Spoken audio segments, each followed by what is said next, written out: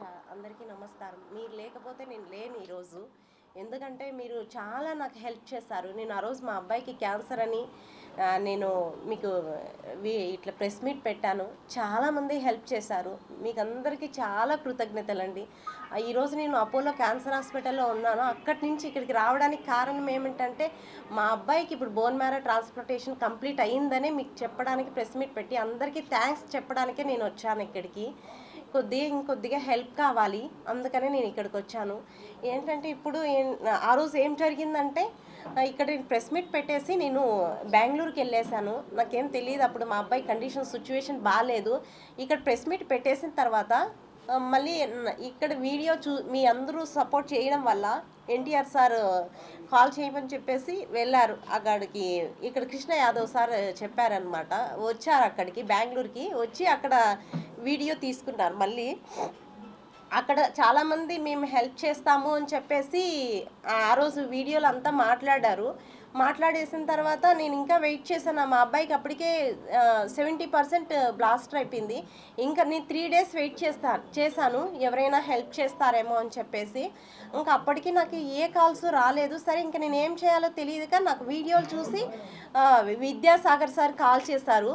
Vidyasagar call చేసి అమ్మ నేను మీకు హెల్ప్ చేస్తాను, మీరు ఫస్ట్ గవర్నమెంట్ దగ్గరికి వెళ్ళండి అని చెప్పేసి గవర్నమెంట్ దగ్గరికి వెళ్ళాను. అప్పుడు రామ్ ప్రసాద్ రెడ్డి సార్ మినిస్టర్ అనమాట. అప్పటికప్పుడు నాకు 3 days నేను వెయిట్ చేసిన తర్వాత ఎవరైనా హెల్ప్ చేస్తారేమో అని చెప్పేసి నేను వెయిట్ చేసిన తర్వాత కానీ మళ్ళీ 3 days ఎందుకు వెయిట్ చేశానంటే నా దగ్గర ఏం సపోర్ట్ లేదు, నేను ఎలా వెళ్ళాలి వేరే హాస్పిటల్కి అని చెప్పేసి నేను ఉండిన తర్వాత మళ్ళీ ఏం జరిగిందంటే అంతవరకు ఏ కాల్స్ రాలేదు. ఆ రోజు ఎన్టీఆర్ సార్ వీడియో కాల్ మాట్లాడిన తర్వాత అందరూ వచ్చారు, ఒక ముగ్గురు మేము హెల్ప్ చేస్తాము అనేసి.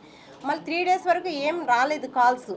తర్వాత మళ్ళీ విద్యాసాగర్ సారు నన్ను కాల్ చేసేసి నువ్వు ఫస్ట్ అక్కడ గవర్నమెంట్ దగ్గరికి వెళ్ళండి అని చెప్పారు. మళ్ళీ నేను గవర్నమెంట్ దగ్గరికి వెళ్ళేసి రాంప్రసాద్ రెడ్డి సార్ దగ్గరికి వెళ్ళేసి అక్కడ మాట్లాడి అప్పటికప్పుడు నేను నైట్లో వెళ్ళాను 8:30కి వెళ్తే అప్పుడు అక్కడ ఆఫీస్ వాళ్ళు ఏం చెప్పారంటే ఏంటమ్మా మీరు ఈ టైంలో వచ్చారు అని చెప్పి, సార్ మా అబ్బాయి కండిషన్ చాలా సీరియస్గా ఉంది, హాస్పిటల్ వాళ్ళు మీరు వెళ్ళిపోండి అని చెప్తున్నారు అని చెప్పేసి చెప్పాను. ఓకే అని చెప్పి అక్కడ వాళ్ళు కానీ మీరు తిన్నారా లేదా, ఏంటి మీరు ఇట్లా వచ్చేసారా అని చెప్పేసి అక్కడ నాకు ఒక భోజనం ఇచ్చి అక్కడ నీళ్ళు తాగమ్మా నీకేం కాదు, మీ అబ్బాయికి ఏం కాదు, మేము ఉన్నామని చెప్పేసి మళ్ళీ అప్పటికప్పుడే లెటర్ టైప్ చేసేసి మళ్ళీ మార్నింగ్ CMRF దగ్గరికి పోయేసి నేను మళ్ళీ సచివాలయం దగ్గరికి వెళ్ళాను.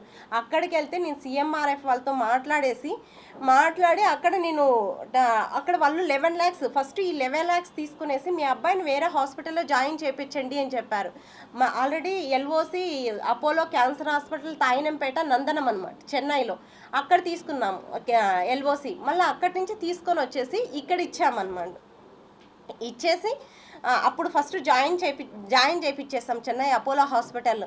అప్పుడు వాళ్ళు నాకు 10 lakhs డిపాజిట్ చేయాలా, BMT కదా అని చెప్పారు. నేను వాళ్ళని అడిగాను అనమాట, సార్ నా దగ్గర ఇప్పుడు 10 lakhs అర్జెంటుగా నాకు లేదు సార్ నా దగ్గర, నేను కాల్స్ అంటే మీరు నాకు చెక్ ఇవ్వండి అని చెప్పారు.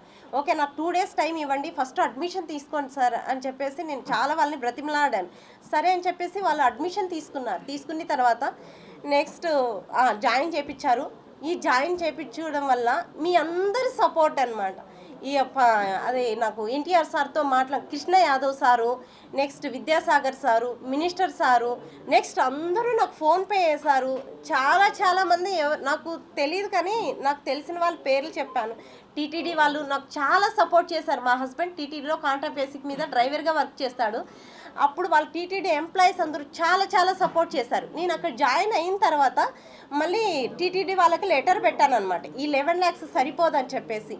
సరిపోకపోతే సార్ ఈ 11 lakhs సరిపోదు, 40 lakhs ఇచ్చారు సార్ వాళ్ళు అని చెప్పేసి. తర్వాత వాళ్ళు TTD వాళ్ళు ఓకే అని చెప్పేసి ఇచ్చారనమాట అమౌంట్. అందరికీ చాలా కృతజ్ఞతలండి. మీరందరూ లేకపోతే నేను లేను ఈరోజు. ఆ అబ్బాయి హెల్త్ కండిషన్ చాలా బాగుంది. బోన్ మ్యారో ట్రాన్స్ప్లాంటేషన్ కంప్లీట్ అయ్యింది. ఇప్పుడు మీ అందరు సపోర్ట్ వల్ల ఇప్పుడు హాస్పిటల్లో ఏం జరిగిందంటే 20 lakhs అనేది కావాలి. ఆ 20 lakhs అంటే ఇంకా 20 lakhs కడితేనే మేము ఇస్తామని చెప్తున్నారు. ఎందుకంటే చాలా హై అమౌంట్ అండి. ఈరోజు బిల్లు నేను చూశాను. నిన్నటికి నేను నైటే వచ్చాను. ఈరోజు నిన్న బిల్ వచ్చేసి 77 lakhs అయింది.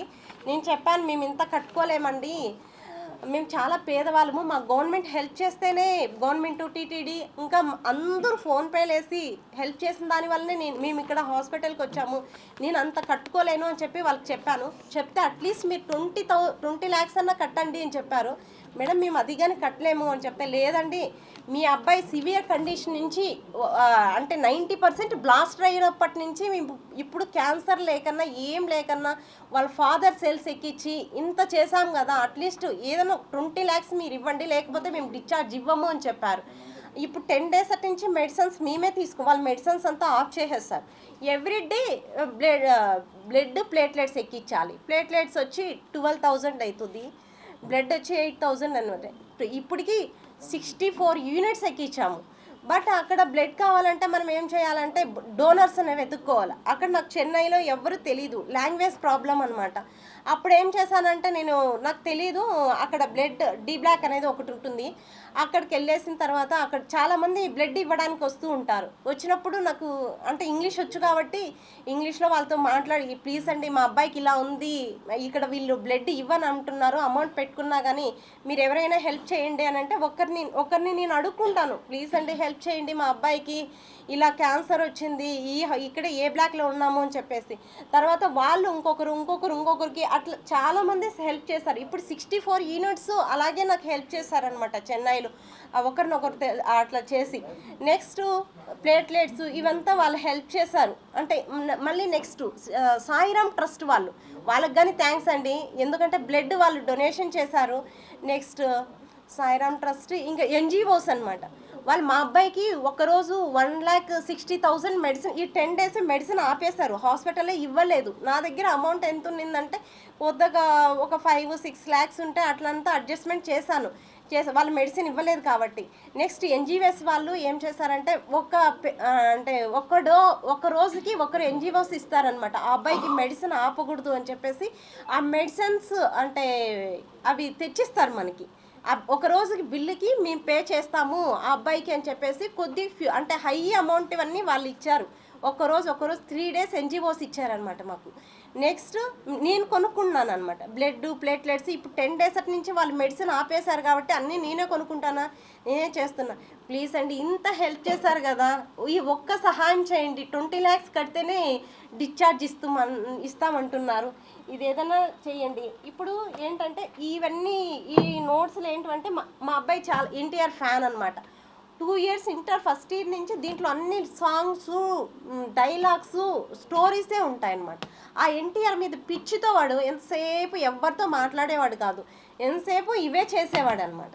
ఏంటి స్టోరీస్, ఈ బుక్స్ అన్నీ చూడండి, ఇవన్నీ సాంగ్సే, ఇవన్నీ డైలాగ్స్, ఇవంతా స్టోరీ, నేను ఒక సినిమా తీయాలి ఇలా ఉండేవాడు.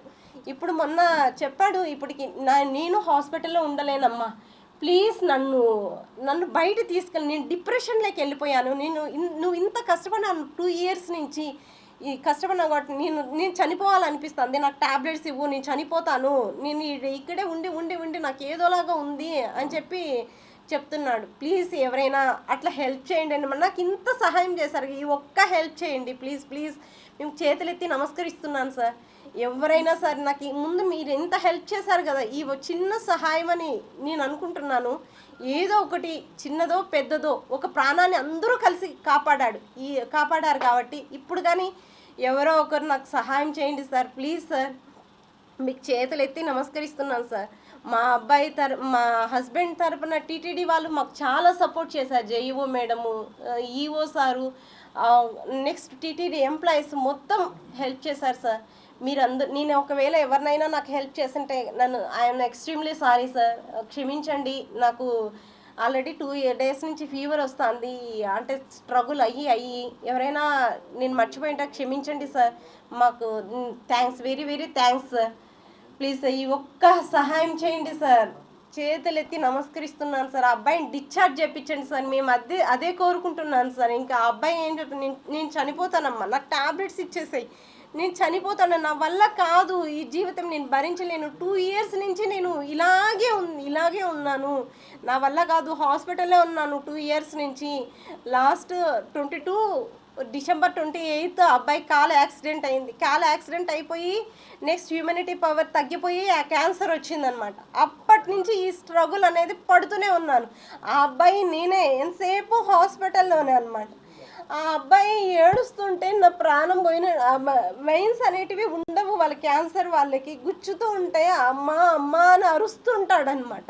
ఇప్పుడు కానీ మార్నింగ్ నుంచి నాకు డిశ్చార్జ్ చేస్తేనే నేను మార్నింగ్ నుంచి అట్లీస్ట్ రైస్ గంజి తాపుతారు ఆ అబ్బాయికి, అది కానీ తాగట్లేదు. నా వల్ల కాదమ్మా, నేను ఉండలేను, నేనే చనిపోతాను అని చెప్తున్నారు సార్. ఏదైనా హెల్ప్ చేయండి సార్. థ్యాంక్స్ సార్, మీ అందరికీ చాలా చాలా thanks sir. Phone number 9490829381, PhonePe Google pay. మా హస్బెండ్ వచ్చి 9676330518.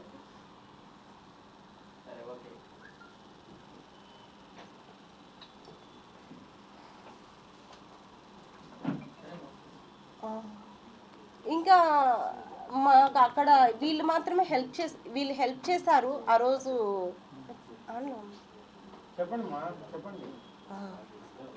ఇప్పుడు ముందు ఎన్టీఆర్ సార్ హెల్ప్ చేయలేదు, ఇప్పుడైనా ఎన్టీఆర్ సార్ ఆ అబ్బాయికి హెల్ప్ చేయాలని కోరుకుంటున్నాం సార్.